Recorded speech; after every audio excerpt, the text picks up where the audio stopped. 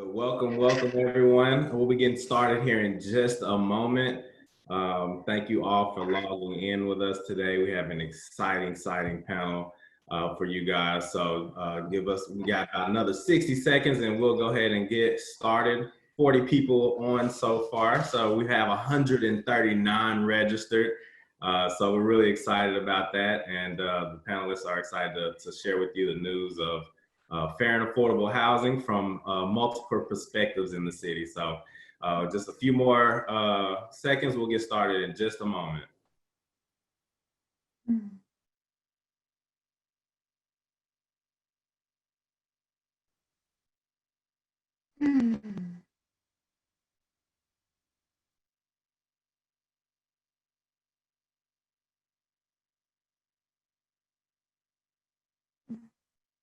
Sorry, I keep getting distracted by how lovely it is outside. My plants are going to be loving this. We had good rain. Now we got a whole day of sunshine. I'm going to have some tomatoes this year. I can feel it.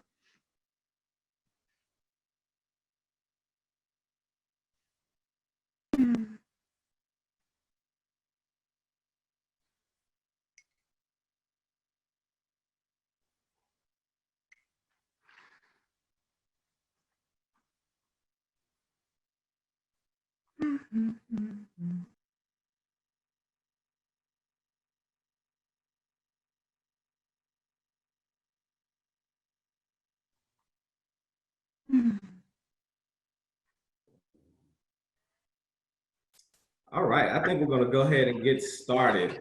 Again, for those who are just logging on, I want to welcome you all to MAAR's first virtual and fair and affordable housing forum and fair. Try saying that real fast 3 times. Goodness.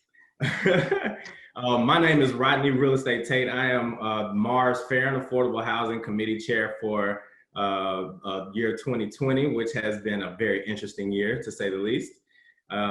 I would like to thank my committee first for their efforts in helping us get this together. Obviously, we usually do this in person and in Fair Housing Month in April.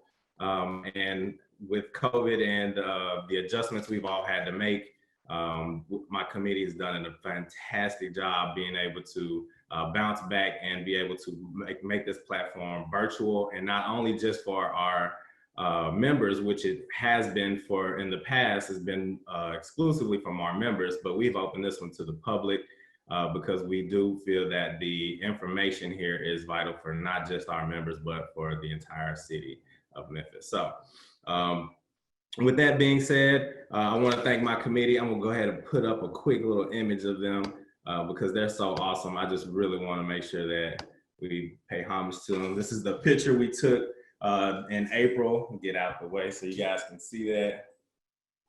The team is absolutely awesome. I appreciate all their efforts. So thank you guys so much for helping us get this together. And with that, let's go ahead and jump right in. Okay, some housekeeping reminders before we get started.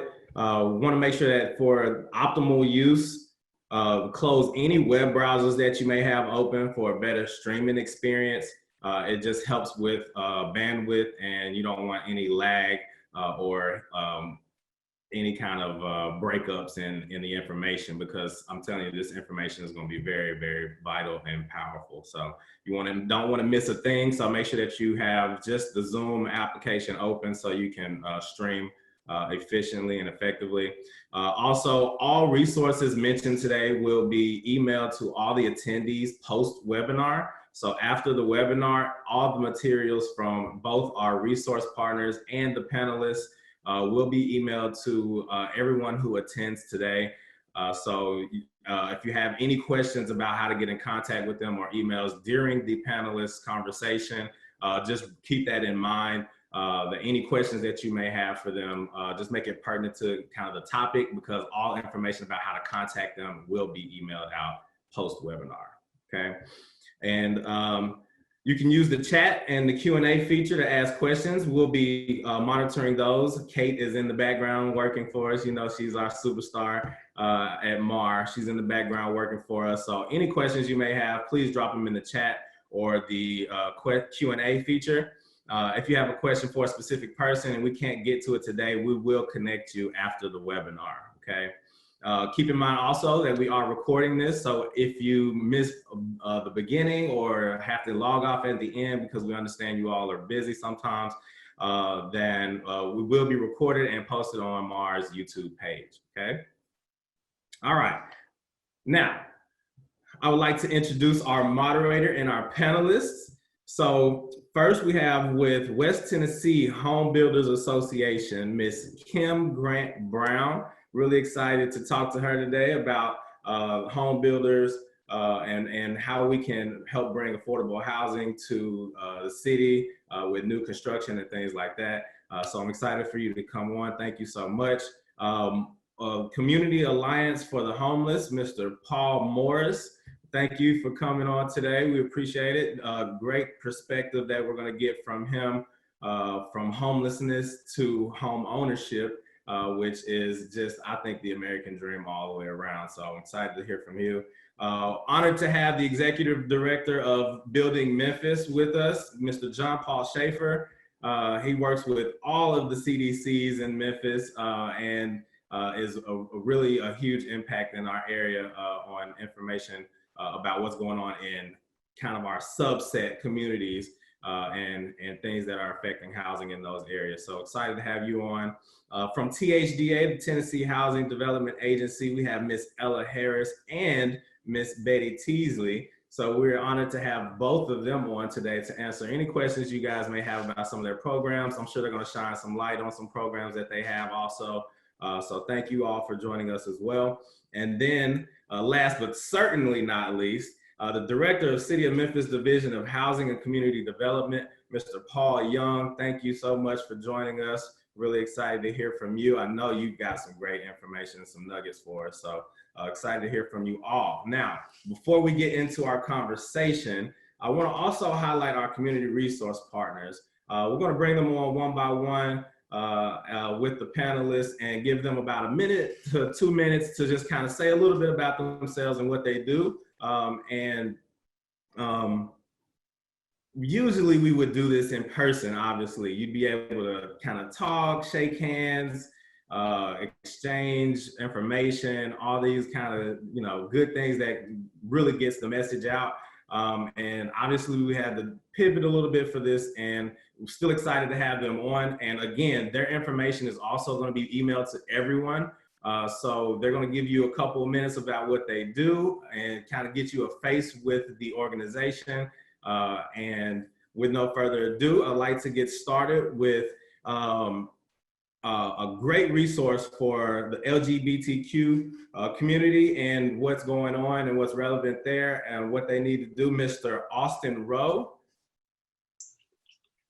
Thank you for joining us. Hey, Austin, how's it going? Good, how are you? Pretty good, pretty good. The floor is yours, sir.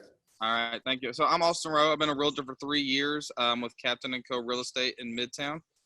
And what I do is I am the Administrative Affairs Chair for the newly formed LGBTQ plus Real Estate Alliance.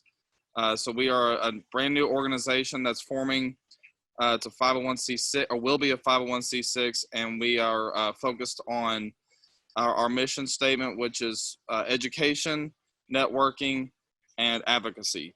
So we will be focusing primarily on educating other realtors and real estate professionals on LGBT and LGBTQ rights. Right now in 28 states, it's perfectly legal for a homeowner or a landlord to discriminate against someone that identifies within the community for housing. And so we fight for that as well, and educating other realtors and real estate professionals on that, and to create more allies in our community and create equal rights for all. Thank you, Austin. Thanks so much. Again, Austin's information will be emailed out to everyone post-webinar. So if you'd like to reach out, help him in their cause and their and what they're trying to accomplish, please feel free to reach out to him, okay? Thanks, Austin. Thank you. The Memphis Housing Authority, we're excited to bring on Miss Marsha Lewis.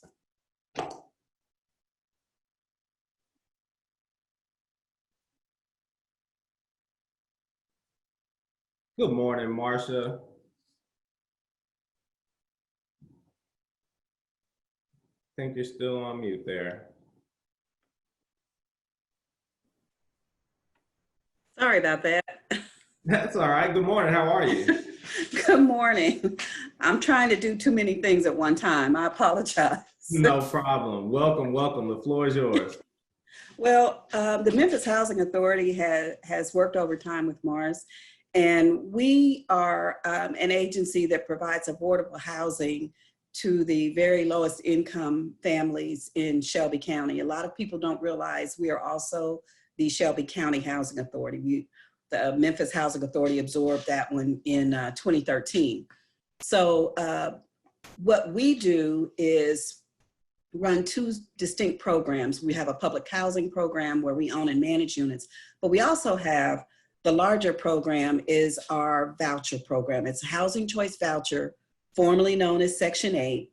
And we have over 8,000 vouchers that are throughout Shelby County. And we think that that program is an excellent investment opportunity for owners to have a steady stream of income coming in and to provide a much needed service. We have a wait list of approximately 15,000 people who are in need of housing. And, you know, we only open that list every 5 years. We work off of it for that, pretty much that duration. But it can be a home, it can be a duplex, it can be an apartment unit. But we have about 3,000 to 4,000 owners who participate in our program. Wow, that is very strong. So thank you so much, Marcia. Again, we are going to have her information attached. So if you want to learn more information, the website and all of that will be attached in the email coming post-webinar. Thank you so much, Marcia. Now, with the National Association of Real Estate Brokers, I'd like to bring on my broker and president, Ms. Cheryl Muhammad.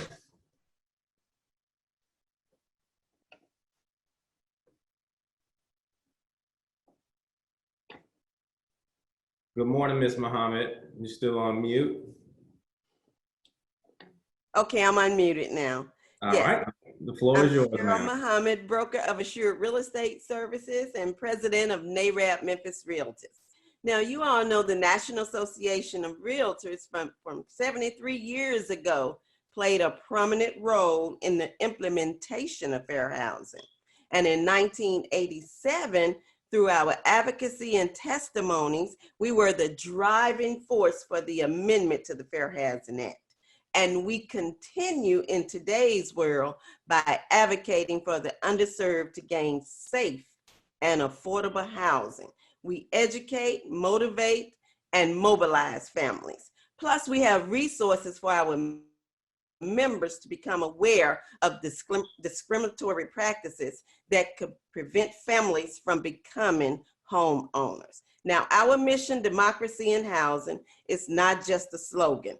We are committed to that by helping families to achieve the American dream of homeownership. Thank you. Thank you, Madam President.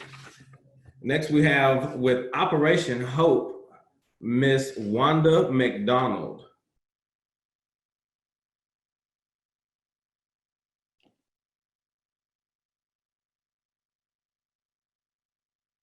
Good morning, Wanda.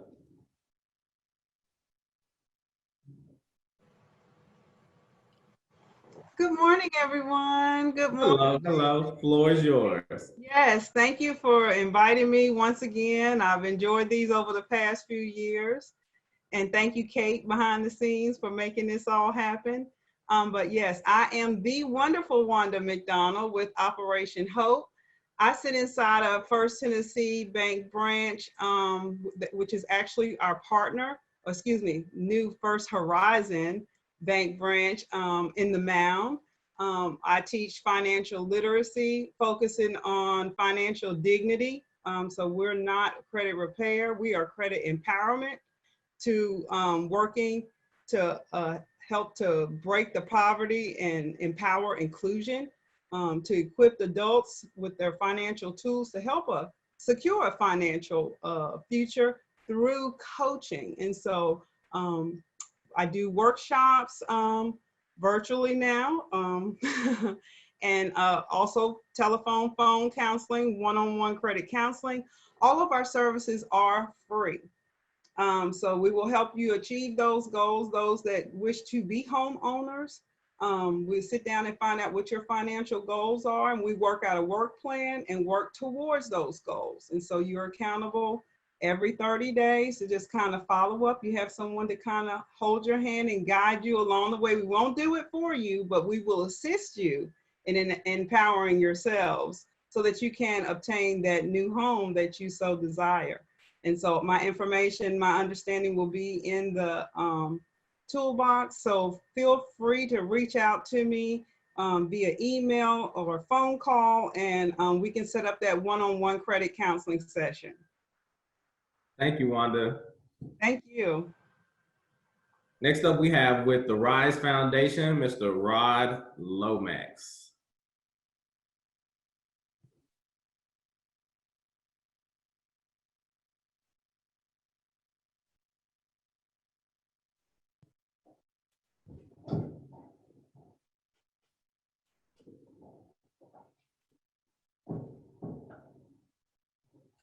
There we go. Morning, Rod. Now. Hey, Rod, I can hear you now. Okay, good morning. Yeah, Your video, Lomax with the Rise Foundation. How's everybody this morning? Pretty good, Rod. Floor is yours, sir. Camera now. Well, in case we can't get that to work. Start video. Okay, click that. Start video. Start video. Okay.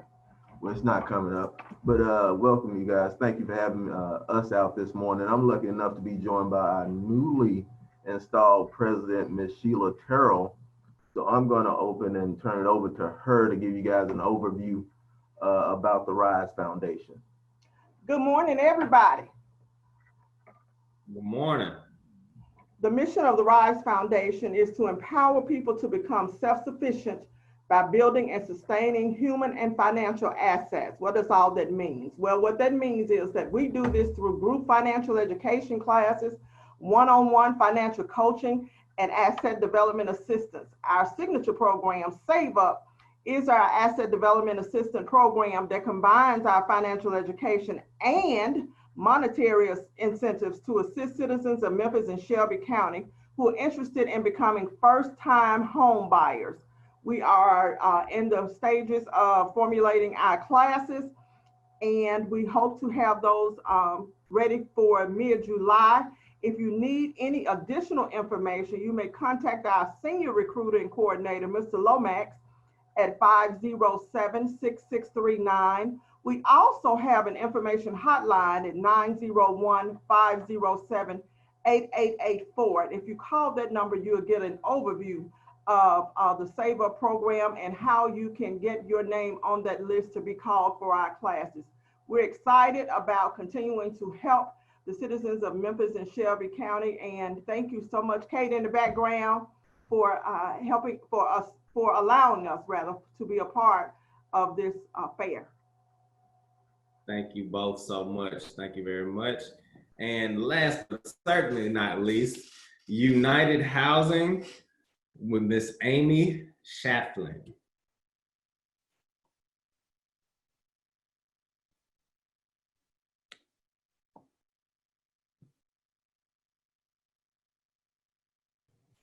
Good morning, Amy. Good morning. How are you? How's it going? Pretty good, pretty good. The floor is yours. Good. Thanks, MAAR, for having me this morning and for allowing me to highlight United Housing.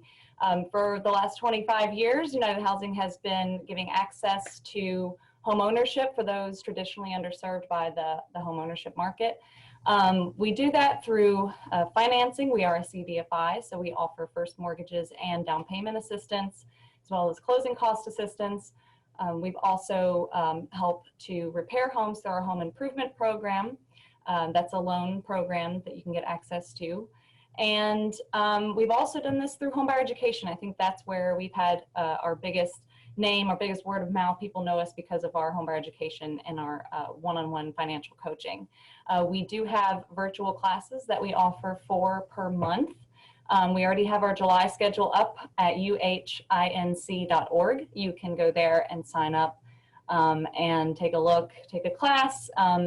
We have industry experts on, even though it's virtual, we still keep our speakers that come in and talk to the class about how to work with a realtor, how to work with a lender, all of that. So we do still have those classes going strong 4 times a month. And I guess the last thing is we want to see, or not the last thing, we want to increase inventory as well. That's another huge barrier that we're seeing, especially in our older established neighborhoods, is having the good quality housing that, you know, young folks might want to go back and buy. So we are looking to rehab, do more acquisition rehab, as well as some new construction coming up in Fraser over the next couple of years. So we're really excited about that. And another thing that we'll be doing is working on foreclosure prevention. Once forbearance periods are up, we will work with homeowners to continue to budget and continue to find all the ways they can to keep that roof over their head, as well as rental counseling, working with people through crisis budgeting and other things. Our counselors are going strong. We now have 3 HUD certified counselors on staff here to help you with your financial planning and any other financial coaching needs. So that's us. You can go to uhinc.org. Thanks, Amy. And again, I want to thank all of our resource partners for everything that they do. Please, if you are interested in any of getting involved with any of them, please feel free to reach out to them. They are always in need of some volunteer work and some people ready to advocate for the mission. Okay, now she thinks that I forgot about her on the introduction, but I have absolutely not. This lady is so awesome. She is our moderator for today, and she is the program manager for Neighborhood Preservation Inc., or NPI. I've met her several times at nonprofit events, and my favorite was at the ULI Urban Plan event, because that was just such an amazing experience. But anyway, when I found out she was an option to be our moderator, I jumped right on it, and I'm so glad that you accepted. I would like to turn this over, our panelists, over to Miss Imani Jasper with NPI. Thank you for that wonderful introduction. And I've already passed the first test of being a Zoom moderator, which is I did not start speaking to you all without unmuting myself. So I'm very proud of that to start with. Thank you so much to all those wonderful resource partners that we just heard from. Again, if you remember earlier, Rodney and Kate mentioned that all the resources presented are going to be sent out afterwards. So if you missed a phone number or a website, don't worry about it. You're going to get it after the fact. But I do want to get deep into this conversation with our wonderful panelists, just because we have so many great minds on the call. So I'm going to get started by picking on Director Young here. So if you could just get us started by grounding us in sort of some of the stats around both median income and home affordability in Memphis as we currently stand. Thanks, Imani. Great to be with everybody today, and thanks, MAAR, for hosting this great event. So just a little bit about what we do in HCD, and I'll give you the stats as well. But in HCD, we're the city division that coordinates federal funds that come through HUD to support housing initiatives throughout this community. I get an opportunity to work with all that are on this call and many of you participants that are out there. So excited to be here. So with regards to some of the stats within the city, many of you know, we have a population of roughly 650,000 people. About 53% of our households are actually rental households. That number has essentially flip-flopped from where we were in about 2005. We had roughly 55% home ownership at that point in time, and now it's almost the reverse. And that in itself is not necessarily a bad thing. There are many cities that have rental rates in the 50% range. One of the challenges that I think is unique to Memphis is the fact that we are built up as a single-family market. And so while we do have some large multifamily development, our neighborhoods are predominantly single family, and many of those single family units are now being used as rental housing. which creates challenges because it doesn't always align with the character of the neighborhoods in terms of the way the neighborhoods were built. And then also we have some challenges when it comes to property maintenance, blight, issues related to that. Our household income is somewhere around $37,000 a year, and median household income, and the median property value is $103,000 for single family homes. Now, one thing that I did find interesting when I looked at these statistics was relative to the number of affordable and available units. And this is a report that's done by the Low Income Housing Coalition, where they look at the number of units that are available for the residents that make up a certain income bracket. And so the one that's probably the most startling statistic is that for our residents that earn less than 30% of the area median income, and these are families that typically, in order to afford housing, they're going to need some form of a voucher, similar to what Ms. Lewis talked about earlier. But for those residents that earn 30% or less of the area median income, for every 100 units needed, there are only 34 available, which means that there's a significant dearth of affordable housing in our community. And that's something that many of the agencies here today focus on our daily work. Thank you, Director Young, for that information. And I want to turn to Ms. Ella Harris with THDA to talk a little bit about what they do, and also if someone's looking to start buying, realize that we have quite a large number of renters in the community, 53%, as Director Young just said. If they're looking to go into homeownership, what kind of budget do you actually need to be able to move into homeownership?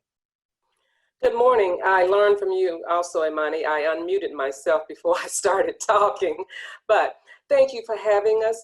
THDA, as you know, we have a signature loan program that we call our Great Choice. And how do you qualify for that? We have a network of lenders, and you can find all of this information on our website. As a professional, you can go thdda.org, but as a consumer, if you're looking at this, you can go to Great Choice TN. On that website, you will get all of the information about, one, our signature program, the Great Choice, which typically the majority of the loans we do on that program are FHA loans.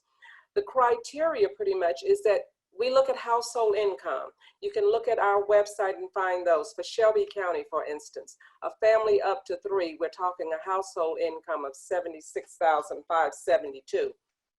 But if you're not necessarily wanting to go FHA or VA or USDA, which you can do all of these products on our signature Great Choice program. Effective July 1, we're coming out with our GC97. That's Great Choice, our signature name. This is a conventional loan. It's up to 97% or a combined loan to value of 105%. And again, we look at household incomes for our signature Great Choice program. But for this program, it is a Freddie Mac product. It is looking at only the income of the person on the loan. One of our programs, or this particular program, does not look at household income. So we're looking at the adjusted income area, AMI, that is a separate listing of income. That too is on our website.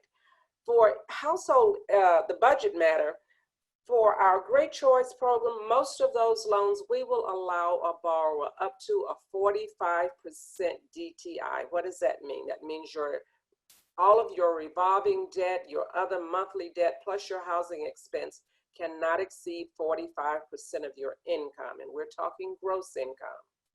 The other program, the GC97, it is a Freddie program, so we follow their guidelines.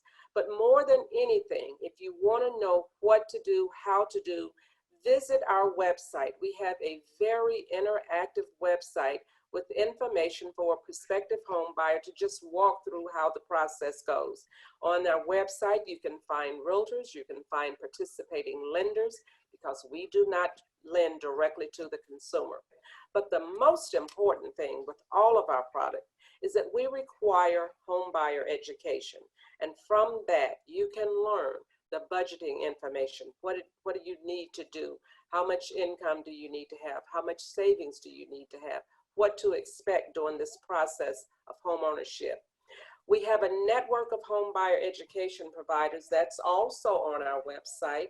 Most of it now is done virtually. But in addition to our network, if you have go to a HUD approved housing counselor, we will accept that. And the beauty of this education piece is that you get a certificate once you complete. It is good for 1 full year. So you don't have to rush into this process. You have time to get familiar with what you need to know and how you need to process or proceed to be a successful homeowner. And with that, I yield back to you, Imani. Thank you. We did have one quick follow-up question in the chat. If you could just clarify the length of the term for the Great Choice loan. Is it 15 years or is it the Great Choice loan is a 30-year loan. Both our Great Choice and our Great Choice 97 are 30-year fixed rate mortgages. That's all we do. We don't do lesser terms or adjustables. Okay. And we do have a piece for the down payment assistance. That's our Great Choice Plus, which currently is up to 5% of the purchase price for down payment. And then the GC97 also has built into it a portion for down payment. If the loan amount is less than $150,000, or the sales price, I'm sorry, then you can get $6,000 for down payment and closing cost. If the sales price is $150,000 or greater, there is $7,500 available for down payment and closing cost. So definitely go on our websites. If you have any questions and need some additional clarification, I suggest get in touch with the network of lenders on our website or the network of realtors that know how to do our program. Or you can always call THDA direct if you need to. And that number is 615-815-2100. Thank you. I see we have a lot of questions popping up in the Q&A. In the interest of time, I know we're not going to be able to get to all of them, unfortunately, but we're going to try and get to these at the end. We do see them coming in. We're just going to try and get to them a little later and then follow up via email if we can't get to you. Okay. Before we run out of time, I do want to go to Mr. Paul Morris, because I know we're talking a lot about, you know, renters and folks who are already prepared to buy homes, but there's also a significant population in need of housing that doesn't have it at all. So if he, on behalf of Community Alliance for the Homeless, could talk a little bit about what they do and what's being done to end homelessness and help move those people into housing. Sure. Thank you very much. And good morning, everybody. So the Community Alliance for the Homeless, of which I'm the volunteer board chair, we coordinate the cities and the county's response to homelessness. We're the designated agency by both the city of Memphis and Shelby County. And our mission is simple. It's to end homelessness in Shelby County. And what we mean by ending homelessness is to make it rare, to make it brief, and to make it one time. And you could say for this group that we are putting people into a pipeline to homeownership. And in terms of what do we do to end homelessness, and I say we being the community, many local service organizations work together to find and help each person and family experiencing homelessness in Shelby County. MIFA, Union Mission, Salvation Army, Dorothy Day House, YMCA, Room in the Inn, Catholic Charities, Hospitality Hub, and about 40 other local agencies work together. We at the Community Alliance, we host regular meetings among these groups to coordinate our efforts and make sure we're working together. And we secure about $7 million in federal grant funds each year for our local programs and service providers. The Community Alliance, we also collect data, we evaluate our community's progress, we prioritize what's working, and we learn and teach the national best practices to our local agencies. And I would say that in the end, the most effective solution to homelessness is affordable and fair housing. And since that's the solution is affordable and fair housing, we do need someone to build that affordable housing now, don't we? So I'm looking at you, Kim Grant Brown. Can you talk to us about what the Homeowners Association is doing to encourage builders that are willing to build affordable housing? I apologize if there's background noise. There's some lawn maintenance happening outside my apartment complex. Okay. All right, well, thanks so much. Yep, so the Homeowners Association does several things that help create affordable housing. I'd say one of the biggest barriers we have is just the general overall cost to build any type of housing. A lot of people on this call probably know this, but 25% of total housing cost is simply regulatory burden. So if we're trying to build a $200,000 house, $50,000 of that $200,000 is going for different regulatory reasons. Now, if you tell a politician that, they're like, oh man, let's wipe it out. That'll help with affordable housing. Well, it's not quite as simple as that, because it goes to a bunch of different little things. It's not just like your permit process. It's erosion control. It's regulatory items that the municipalities put on the builders. It's a lot of different little things, well, some little, some large, impact fees that add up to a big chunk of our housing costs. So one of the things that Homebuilders does is we fight for affordable housing through advocacy. I'd say we are constantly fighting things, especially on the state level, to prevent things that would increase the cost of housing, therefore reducing affordability. Just to give you an example, for years we've been fighting the fire sprinklers, requiring fire sprinklers to be put into housing. This would cause a dramatic increase into housing when it's been proving that smoke detectors provide security, they help keep people safe, but yet they're much more affordable and would keep from wiping a certain amount of people out of the housing market. As far as new construction goes, it's just very expensive to build a house right now, especially. Over the last 5 years, we've seen costs skyrocket. This last week alone, I had a $2,000 lumber increase on every single house. And so it's just very expensive to do new construction. So the other thing that holds us back is the other municipalities. One way that we can build more affordable housing is to put houses on smaller lots, more density, which helps you make them more affordable. The problem is a lot of times when people hear high dense areas, they think cheap housing. Well, that's far from the truth. That's absolutely not what that means. It's just we're able to put sewer in, electric in, gas in, all the infrastructure. We're able to get it to the lot at a lesser price, which enables us to build a more affordable product. So that's just, there's a million things that the Homebuilders does to try, but that's just a couple of the highlights right now. And I know you just mentioned material costs were increasing. So how do you try and prevent that from being passed on to the consumer? There's really no way. It does get passed on to the consumer. I'm not trying to, but there is a certain margin that builders have to make to stay in business. And so as costs increase, then sales prices increase. Over the last year, I'll just speak personally from Grant & Company, we've seen our sales prices skyrocket over the last year. And that's because we're trying to keep up with the costs of materials and labor.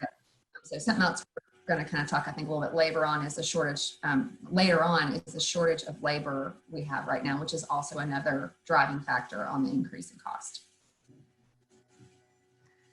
Thank you so much for your answers. I do want to give our panelists plenty of time to cover some new programs to increase homeownership. So John Paul, I want you to talk, if you could, a little bit about the Convergence Memphis effort, a little bit of the background and what that's trying to accomplish in some Memphis neighborhoods.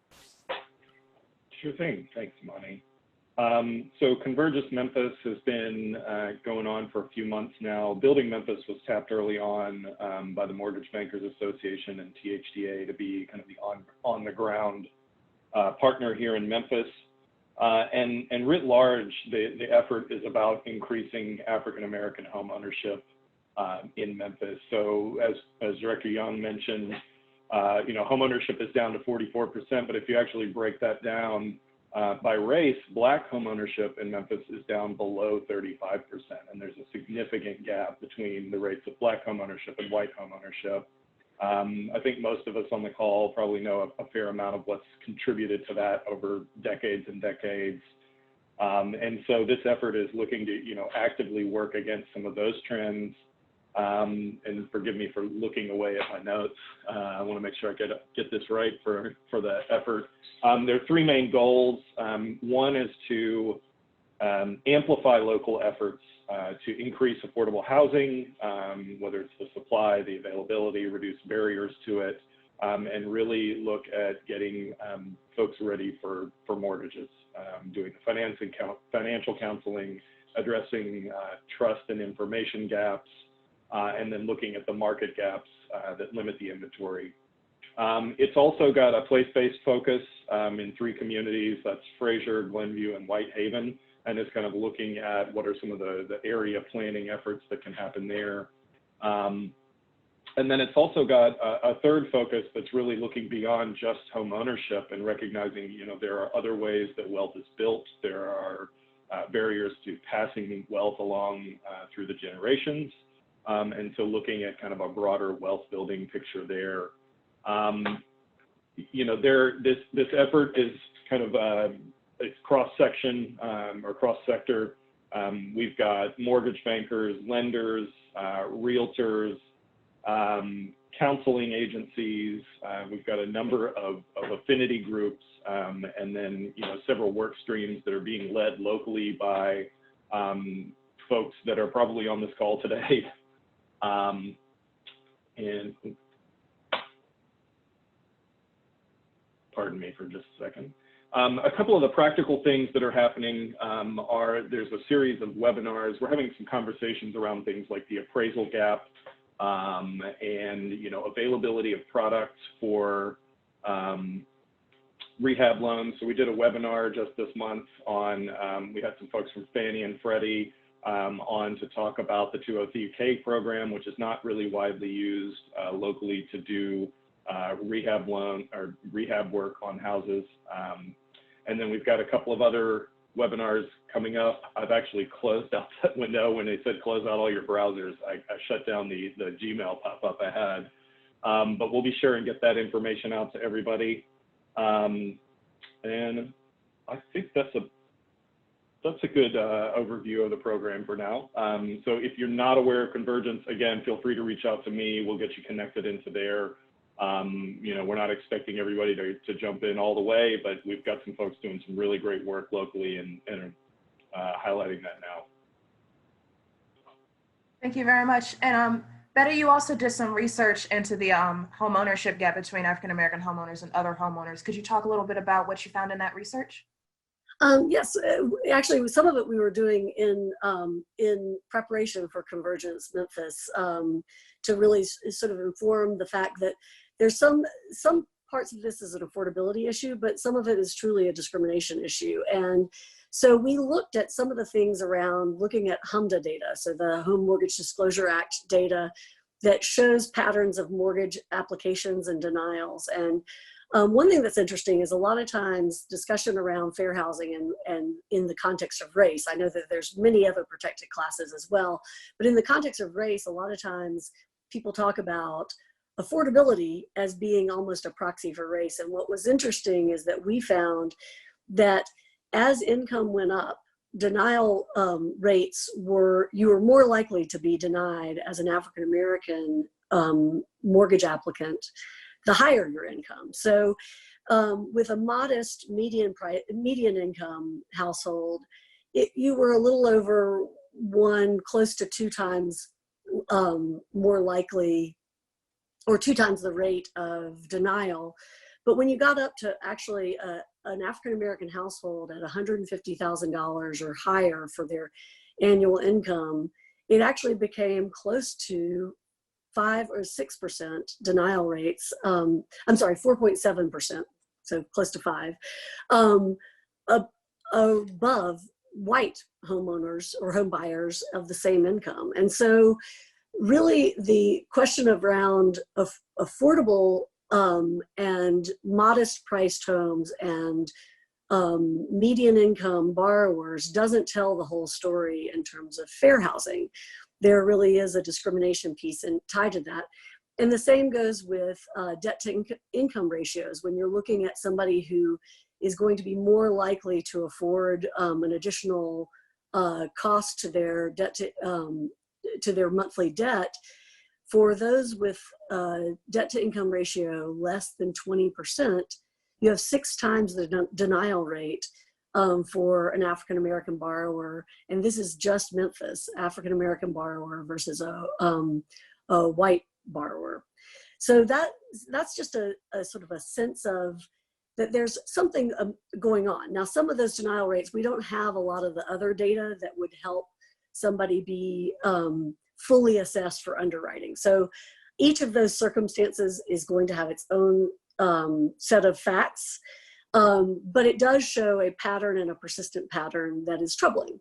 Now, as the Realtor Association, one of the great things about being a realtor is that you are often the introduction to the home buying process for somebody who is either entering a market, re-entering a market, or buying for the very first time. And so, so there is something that can be done around prevention that is actually even in many cases more important than for the individual buyer than some of the systemic changes that are really required, because the individual buyer needs a house. And so the time disconnect around taking somebody to court or trying to prove that there was discrimination, that doesn't work for somebody who really just needs a house. And so oftentimes what we have found in some of our fair housing survey data is that that less than 10% of those who felt discriminated against for any reason, whether it be gender,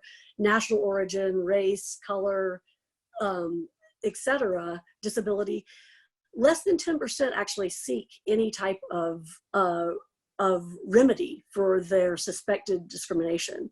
And more often than not, it's the sense that they didn't think anything would happen. They didn't think anything would change. So even if they were trying to sort of go forward on behalf of future home buyers, they didn't think anything would change. And then the last one is that they had to just find somewhere else to live. So they either looked for another realtor or looked for another lender or looked for another house or a neighborhood. And so the realtor is at a really unique spot for being able to sort of be an intervention on the front end.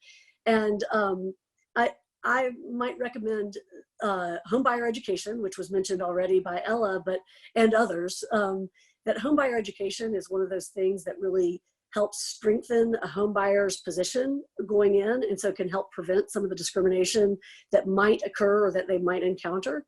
That's one of the big pieces. Another is, as a realtor, there are a certain amount of restrictions of what you can speak about as it relates to fair housing provisions. You can inform about fair housing, but then there's certain things about neighborhoods and so forth that you can't speak about.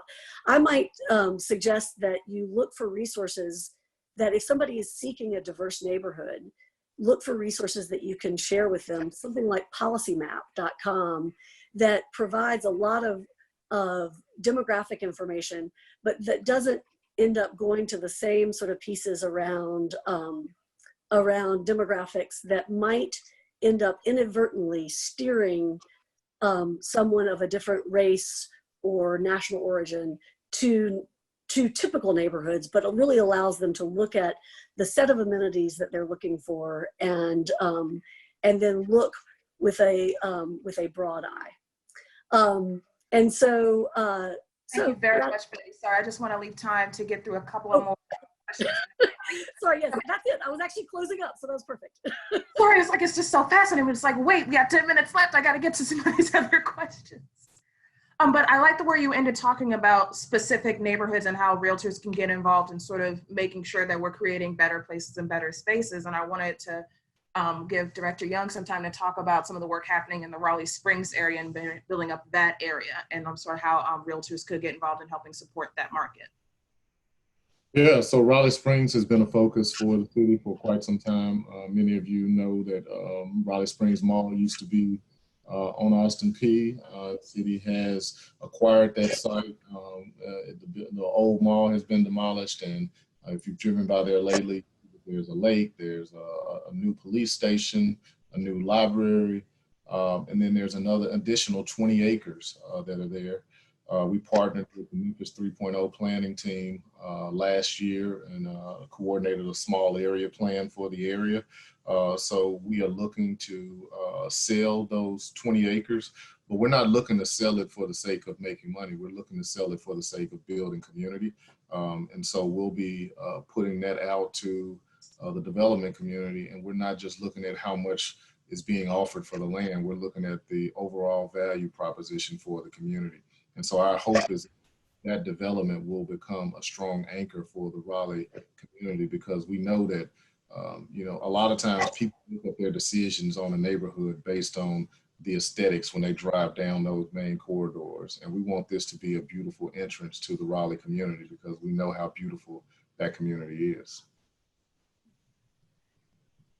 Excellent. John Paul, did you have any other comments to add on the Raleigh Springs project? I would just add that when we were, Fraser CDC had done some work to look at how very targeted investments in a neighborhood can increase or stabilize home prices. It can reduce public service calls and things like that. We had neighborhoods around the Raleigh Springs site pop up, and because mainly, in large part because of the investment that the city was making. So, we're firm believers that these types of investments in neighborhood anchors really can help to stabilize the housing market. They can, add new tax, add properties back into tax-paying status, but also, there's an overall effect on attainable quality housing in those neighborhoods. So it looks like we have about 8 minutes left, and we've covered a little bit about existing programs and some new programs to help increase housing and affordable housing, but also, Paul Morris, coming back to our earlier question, what are we doing to end homelessness specifically, and how would people at homes, without homes, stay safer specifically during this COVID time, that being a particularly unique and difficult challenge for them to face? So I think it's important to define the problem. And in Memphis and Shelby County, we do an annual count of the homeless, which is required by federal law. And at any one time in Memphis and Shelby County, we have about 1,500 people that are living without a home. That's about 0.15% of Shelby County's population. To put that into perspective, in Los Angeles, there are about 50,000 people that are homeless. Most of the 1,500 in Memphis and Shelby County that are homeless are in shelters and only temporarily homeless, and many will be rapidly rehoused. About 100 at any one time are unsheltered, and these are the chronic homeless.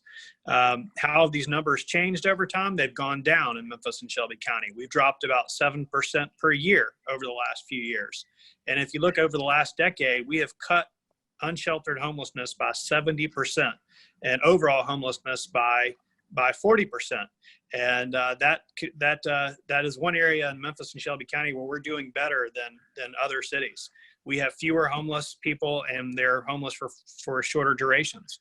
And that's according to federal data from the Housing and Urban Development Department. For example, the national median length of time homeless in this nation is 139 nights. 139 nights. In Memphis, it is 16 nights. So we're rapidly rehousing people. In Nashville, it's 64 nights compared to the 16 in Memphis. Atlanta is 88 nights. And why are we doing better? One reason is that our housing is relatively affordable. And obviously we need to do even better, but Memphis has relatively affordable housing, and that is the main driver of a city's rate of homelessness. I would also say that we have better service providers and more generous people. I mean, we rank really well in terms of generosity in Memphis. And we adopted early the housing first model, and it has worked really well here. In terms of COVID-19, obviously that's a crisis for us all.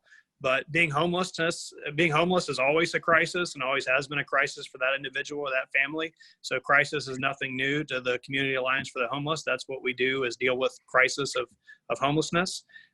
Working with the city, we've secured hotels and apartments to allow physical distancing instead of a traditional shelter environment.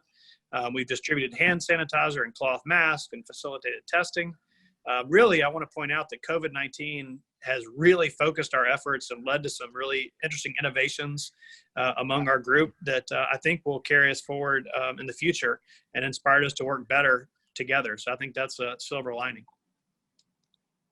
Thank you very much. Now, we have 5 minutes left to go through the Q&A. And I'm just gonna, in the interest of time, encourage our panelists to, if I'm not asking you a question, maybe get in the chat and see if you can type in some answers.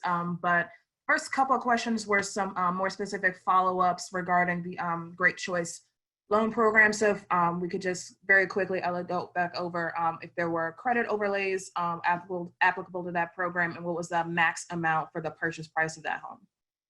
Yes, we have limits based on counties, the county the properties are purchased in. And this is for the Great Choice. Again, if they go greatchoicetn.com to our website, you can pull up an income and acquisition map, and it's by county. So for instance, for Shelby County, right now, the maximum sales price that are permitted on our program is $50,000. The household income is broken into categories, 1 to 2 in the household or 3 or more. So don't get so hooked on that, because a lot of people I know in Shelby County, you may be working in Shelby County, but you're living in Lauderdale County or some of the neighboring counties.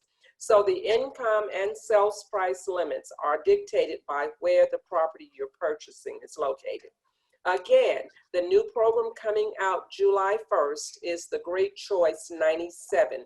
This is a conventional Freddie Mac product, up to 97% LTV, or that means you can get 97% of the purchase price, or a combined of 105. Those income limits are different. They're not by household. It's only the individual on the loan. For Shelby County, I think right now it's about 52,000. I don't want to quote that. I don't have my list up, but that too is on our website. Go to our website, look for the information. If you have questions or can't find what you're looking for, there are some links at the bottom of the page for home buyers, where find a realtor, find a lender, and just helpful information about the home buying process. Reach out to one of the lenders. More than likely who you bank with is not necessarily preferred, but is approved to do business with THDA. So it's go through your list of MAAR realtors.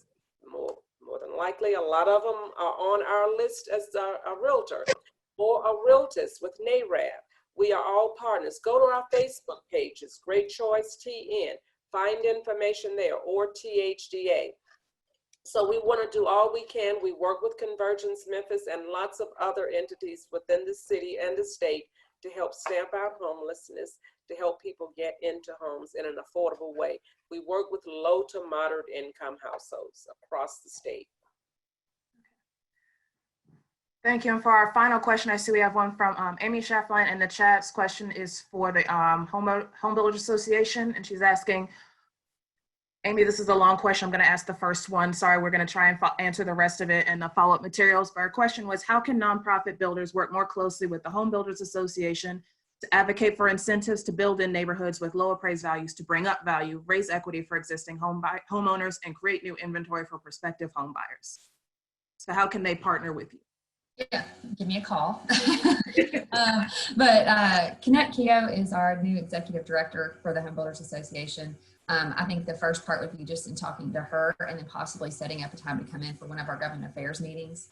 But yeah, it would be a matter of figuring out a way that you can get home builders to build in neighborhoods where you can't be guaranteed you're going to get an appraised value. So that's kind of been one of the hardships. And actually THDA had a program, I don't know if they still have it, Bettie, you might know this, that the appraisal gap program that helped bridge the gap if a home builder built in a neighborhood and the house did not appraise for what it needed to be, they were going to fill the gap. The problem was it's a great program, but it's only for nonprofit builders. And so, a standard normal home builder couldn't use the program. So if that program could be broadened to include not just nonprofit builders, then I think that would help that program out. But I hope that answers your question. Excellent. I'm going to be a bad moderator and ask a final question when we have 60 seconds left. So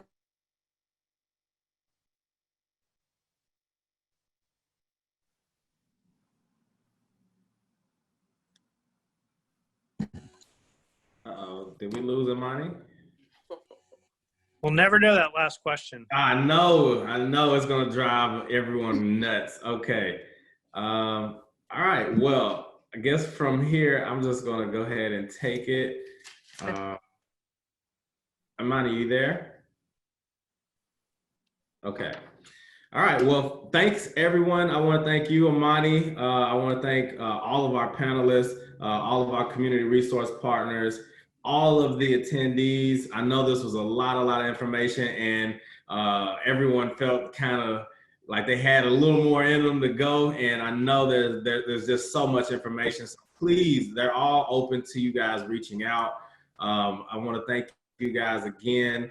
We'll be sure to get this information to everyone's email that you registered with. So be looking out for that. The video will be recorded, and it has been recorded rather, and will be posted on our on the MAAR YouTube page. If you're not subscribed to that and you're a realtor, shame on you. However, I want to thank you all again. Hello, Imani. Thanks again. And thank you all again, and see you guys later. Thank you. Thank you again for having me. Sorry for my little technical issues there at the end. That's all right. Thank you so much for being on. You guys are all awesome. Thank you so much. Bye, folks.